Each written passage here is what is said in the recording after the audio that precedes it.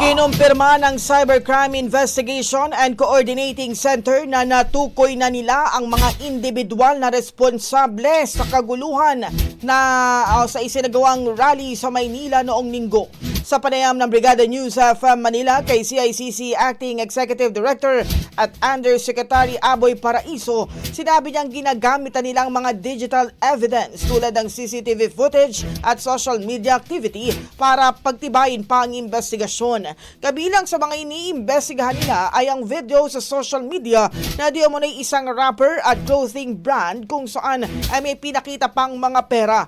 Sa ngayon ay tinutulungan na ng ahensya mga kinauukulan para sa mas mabilis na investigasyon at posibleng pagsasampa ng kaso laban sa mga sospek. Patuloy din ang panawagan sa publiko na maging mapanuri at iwasan ang pagkakalat ng maling impormasyon online.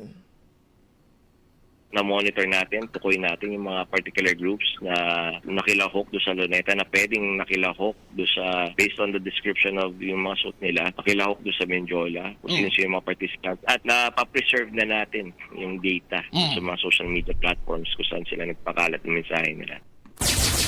Kung maalala, una nang sinabi ng Manila Police District na ang posibleng nasa likod daw ng mga gulos sa rally nung linggo ay isang rapper at isang grupo na hip-hop gangster.